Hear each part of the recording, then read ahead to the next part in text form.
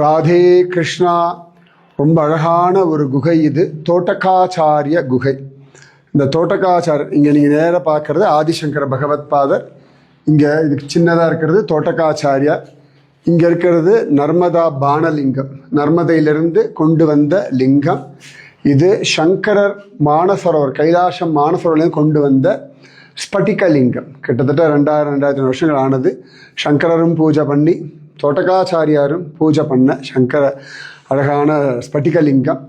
இந்த குகையில் உட்காந்துட்டு தோட்டகாச்சாரியர் தபஸ் பண்ணியிருக்கார். தோட்டகாச்சாரியருக்கு ஒன்றுமே தெரியாது, குரு கைங்கரியத்தை தவிர ஒன்றுமே தெரியாது.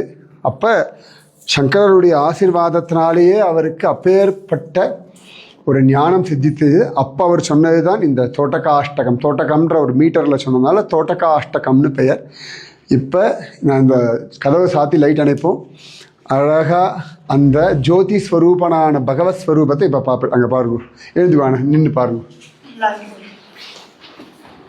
லைட்டு அழகான தோட்டகாச்சாரியர் சங்கரரும் பூஜை பண்ண சிவலிங்கம்.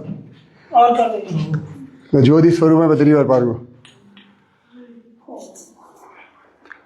ஹர ஹர சங்கர ஜய ஜய சங்கர, ஹர ஹர சங்கர ஜய ஜய சங்கர், ஹர ஹர சங்கர ஜய ஜய சங்கர, ஹர ஹர சங்கர் ஜய ஜய சங்கர, ஹர ஹர சங்கர் ஜய ஜய சங்கர், ஹர ஹர சங்கர ஜய ஜய சங்கர்.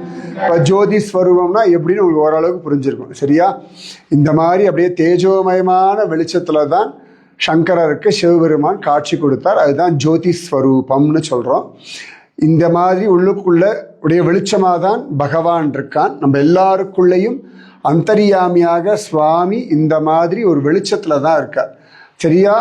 ஆத்மாவும் இந்த மாதிரி ஸ்வயம் பிரகாசமாக தான் இப்படி இருக்கு. அதனால் நமக்கு இருட்டு கிடையாது, கவலை கிடையாது, பயம் கிடையாது, குழப்பம் கிடையாது, எதிர்பார்ப்பு கிடையாது, ஏமாற்றம் கிடையாது.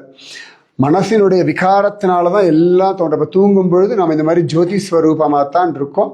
அதனால் நன்னா பிரார்த்தனை பண்ணிக்கோங்க. உங்கள் உள்ளுக்குள்ளேயும் அந்த மாதிரி உள்ளுக்குள்ள அந்த அசதோமா சத்கமய தமசோமா ஜோதிர்கமயன்றோம் இல்லையா, அந்த மாதிரி உள்ளுக்குள்ளே உங்களுக்குள்ளேயும் ஒரு ஜோதி ஸ்வரூபம் நன்னா பிரத்யக்ஷமாக புலப்படட்டும். ஜெய் போலோ ஆதிசங்கர பகவத் பாதர் கி ஜெய். जय बोलो आज की आनंद की जय. जय बोलो आज की आशीर्वाद की जय. பனிப்பாறை, அதில் திரும்பி திரும்பி மேலே மேலே பனி உருகி உருகி விழுந்து கீழே இருக்கிறது பனி அப்படியே கடினமாகி பாறையாடும். அந்த பனிப்பாறை தான் ஸ்பட்டிகலிங்கம். அதுதான் இது கழுத்தில் போட்டுக்கணும்னா அவ்வளவு தூரம் பார்த்து போட்டுக்கணும், ஏன்னா உடம்புக்கு அவ்வளோ சில்னஸ் கொடுத்துரும்.